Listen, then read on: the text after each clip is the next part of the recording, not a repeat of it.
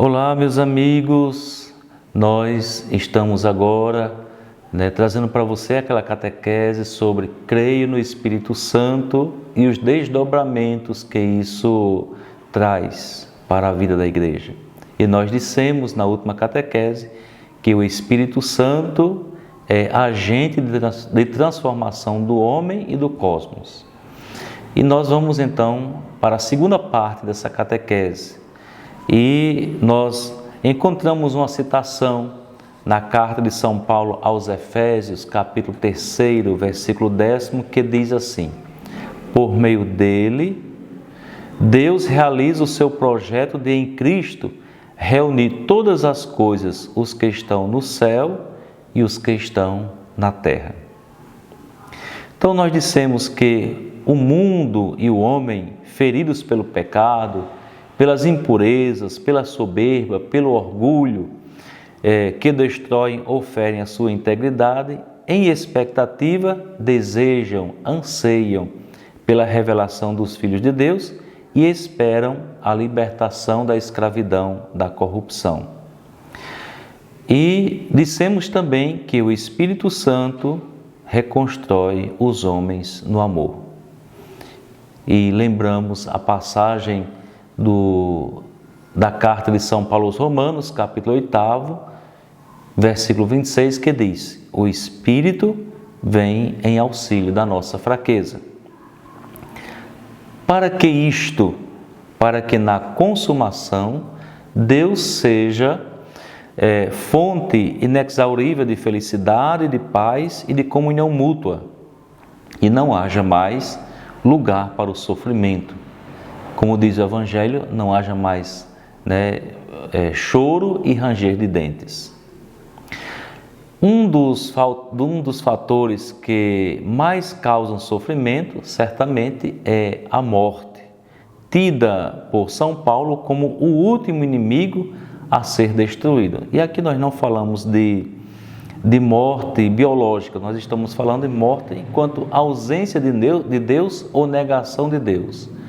O homem que se rebela e que nega Deus, portanto, vive sem Deus, vive uma experiência de ausência de vida, portanto, vive na morte. A morte é um dos inimigos do ser humano que precisa ser destruído. O outro inimigo é o pecado. Todos resistem à ideia de morte, porque ela abala os alicerces da existência humana. Ela é a interrupção não desejada da vida. Do ponto de vista cristão, a morte é um fato plenamente integrado à vida e deve ser vivida na esperança, porque, como diz o apóstolo Paulo na segunda carta aos Coríntios, capítulo 5, versículo 1, sabemos que se a nossa morada terrestre, esta tenda, for destruída, teremos no céu um edifício, obra de Deus, morada eterna, não feita por mãos humanas. Esta esperança é expressão da fé na vida após a morte. O cristianismo não admite a morte como a última palavra na consciência da humanidade. O Novo Testamento, portanto, abre uma nova perspectiva para a realidade da morte. Por exemplo, São Paulo chega a dizer, escrevendo aos Filipenses, que morrer é lucro, pois significa estar com Cristo. Há até uma música que se canta, Para mim, morrer é Cristo. O livro do Apocalipse apresenta a morte com um sentido de bem-aventurança. Os que morrem em Cristo descansam de suas fadigas e não mais padecerão. Há então a ideia de imortalidade pessoal, pela qual o homem será revestido de uma nova vida. E quem dá a nova vida é o Espírito de Cristo, que foi derramado em nosso coração, principalmente no nosso batismo. Então, há uma nova vida, portanto, a fim de que o que é mortal seja absorvido pela vida. Quem nos diz isso é o apóstolo Paulo, na segunda carta aos Coríntios, capítulo 5, versículo 4.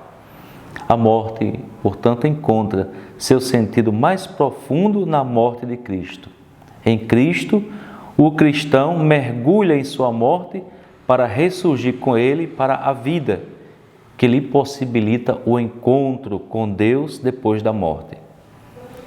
Trata-se de um encontro interpessoal, uma relação plena, perfeita, inesgotável e vivificante de intimidade, conhecimento e amor. E esse encontro se dá no céu, que designa em primeiro lugar o fato de estar com Deus e em Cristo. O céu designa o fato de estar com Deus e em Cristo.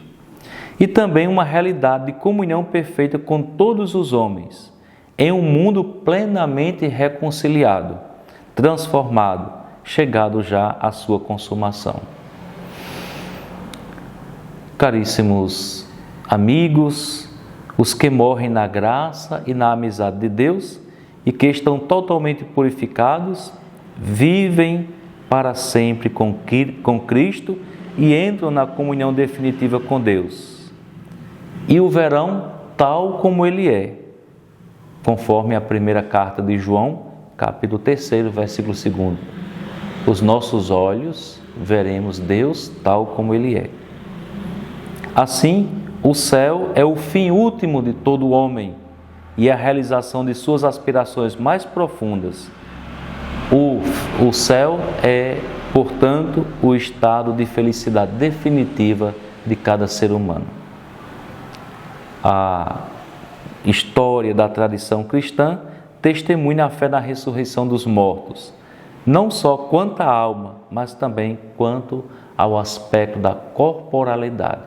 Por isso, na Assunção de Maria, a Igreja diz, ela foi assumida por Deus em corpo e alma. O corpo não pode ser desprezível. Na verdade, nós somos um complexo, nós somos corpo, alma e espírito. Não se trata, portanto, apenas de crer na imortalidade da alma, mas ter esperança de que Deus em Cristo e por seu Espírito ressuscitará o homem todo, pois este é uma unidade inseparável de corpo, alma e espírito. Ademais, a fé na ressurreição é a abertura para viver a íntima união com Deus na plenitude. Com efeito, o Espírito Santo atesta que nós somos filhos de Deus e participantes da glória de Cristo. Ele é a garantia da nossa ressurreição e realiza, portanto, a nossa ressurreição da carne e nossa glorificação. Por isso, o Senhor fará surgir novo céu e nova terra. E o que significa isso?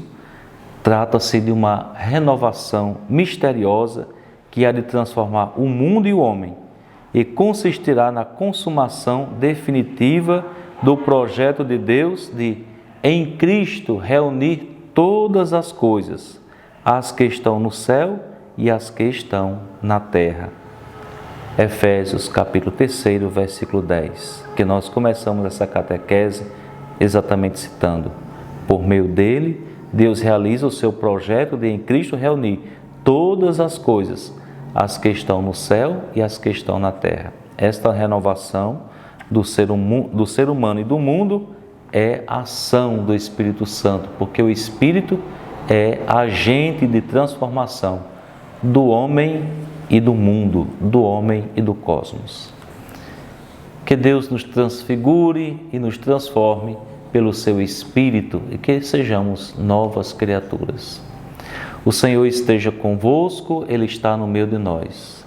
Abençoe-vos o Deus Todo-Poderoso, o Pai e o Filho e o Espírito Santo. Amém. Muito obrigado por você nos escutar, por você fazer parte dessa nossa história de catequese e até o nosso próximo encontro. Fiquem com Deus.